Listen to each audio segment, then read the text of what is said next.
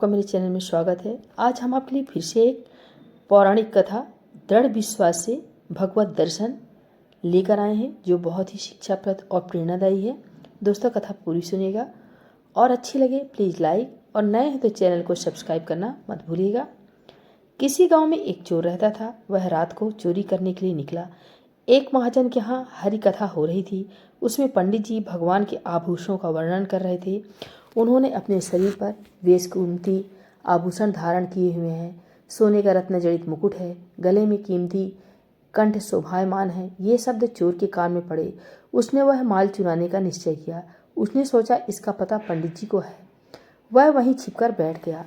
कथा समाप्ति के बाद पंडित जी सामान बटोरकर घर रवाना हुए। चोर ने रास्ते में घेर लिया और कहा कि ये तो जो तुम्हारे पास माल है दे दो, नहीं तो उस आदमी का पता बताओ कि जिसके शरीर पर करोड़ों का माल है, जिसकी चर्चा तुमने अभी की थी। पंडित जी घबरा गए। उन्होंने पीछा छुड़ाने के लिए कहा कि वह आदमी जमुना किनारे जंगल में गायें चराता है, वह बंसी बजाता है।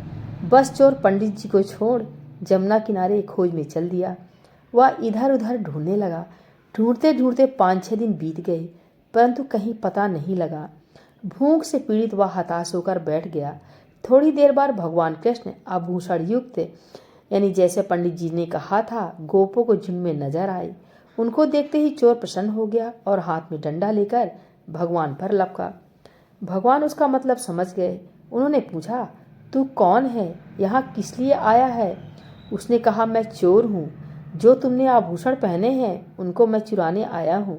भगवान ने भी वहीं पास में खजाना बतला दिया कि तुझसे जितना माल उठे उतना उठा ले। बस चोर प्रसन्न हो गया। जिससे जितना धन उठा गठरी में बांधकर घर ले आया। वह पंडित को इनाम देने के लिए आया और कहने लगा कि पंडित जी, साहूकार तो अच्छा मालदार बताया।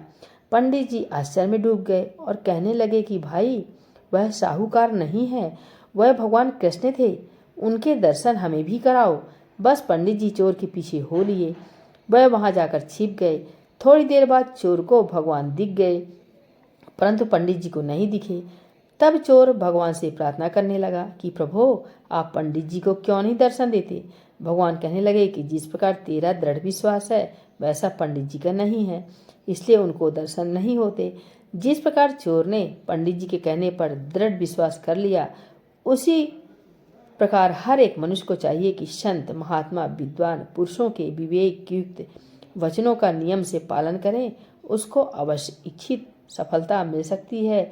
जो काम दृढ़ विश्वास व भावना से किया जाता है वह अवश्य ही फलीभूत होता है।